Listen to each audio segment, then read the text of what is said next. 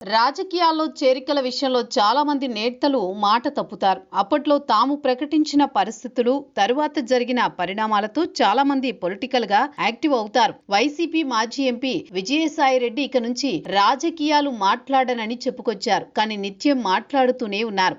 అవసరం అనుకుంటే తిరిగి రాజకీయాల్లోకి వస్తానని కూడా చెబుతున్నారు. ఇక ఇప్పుడు మరో మాజీ ఎంపీ కేశినేని నాని సైతం మనసు మార్చుకున్నట్టు ప్రచారం సాగుతోంది. గత ఎన్నికల్లో విజయవాడ వైసీపీ ఎంపీ అభ్యర్థిగా పోటీ చేసి ఓడిపోయారు నాని.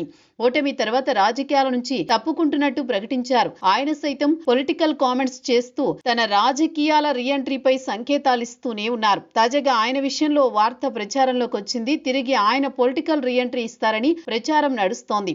ట్రాన్స్పోర్ట్ వ్యాపారంలో ఉండేవారు కేశినేని నాని. కేశినేని ట్రావెల్స్ రూపంలో బస్సుల వ్యాపారం నడిపేవారు. చంద్రబాబు ప్రోత్సాహంతో టీడీపీలో చేరారు.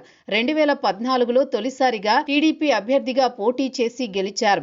పార్లమెంట్లో అడుగుపెట్టారు. 2019లో జగన్ ప్రభంజనంలో సైతం తట్టుకుని విజయవాడ ఎంపీగా రెండోసారి గెలిచారు. అయితే అదంతా పార్టీ మహిమ కాదని, తన వ్యక్తిగత చరిష్మాతో గెలిచానని భ్రమపడ్డారు. చాలా విషయాల్లో టీడీపీ నాయకత్వాన్ని తక్కువ అంచనా వేశారు. అదే సమయంలో ఆయన సోదరుడు చిన్ని అలియాస్ శివనాథ్ టీడీపీ నాయకత్వానికి దగ్గరయ్యారు. అప్పటి నుంచి కేశినేని నాని పార్టీకి దూరమవుతూ వచ్చారు. సరిగ్గా 2024 ఎన్నికలకు ముందు వైసీపీలో జంప్ చేశారు. దారుణమైన ఓటమితో తీవ్ర మనస్తాపానికి గురై క్రియాశీలక రాజకీయాలకు గుడ్ బై చెప్పారు. అయితే విజయవాడ అంటేనే తనకు ప్రాణమని, తన ప్రాణమున్నంత వరకు విజయవాడను వదిలిపెట్టబోనని, ప్రజలకు సేవ చేయాలంటే ఒక్క రాజకీయ రంగమే కాదని చెప్పుకొచ్చారు కేశినేని నాని.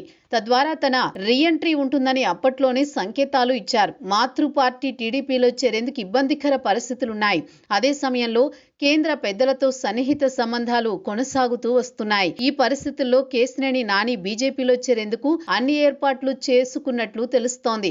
కేవలం కుటుంబ వ్యవహారంలో వచ్చిన పరిణామాలతోనే కేశినేని నాని పార్టీకి దూరమయ్యారని, టీడీపీకి కష్టకాలంలో ఉన్నప్పుడు బాగానే నిలబడ్డారని నాయకత్వం భావిస్తోంది.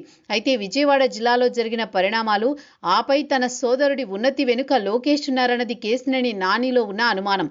అయితే ఇప్పుడు నాని బీజేపీలో చేరితే టీడీపీ నాయకత్వం నుంచి ఎటువంటి అభ్యంతరాలు ఉండవని తెలుస్తోంది. భవిష్యత్తులో విజయవాడ ఎంపీ సీటు ఆశించి కేశినేని నాని బీజేపీలో చేరుతున్నారు. ఇటీవల కేశినేని శివనాథ్ చర్యలతో పార్టీకి కొంత డ్యామేజ్ జరిగిందని, ప్రత్యామ్నాయం కోసం కేశినేని నానిని బీజేపీలో చేర్పిస్తున్నారని టీడీపీ నాయకత్వంపై ఒక ప్రచారం ఉంది. అందులో ఎంత వాస్తవం ఉందో చూడాలి.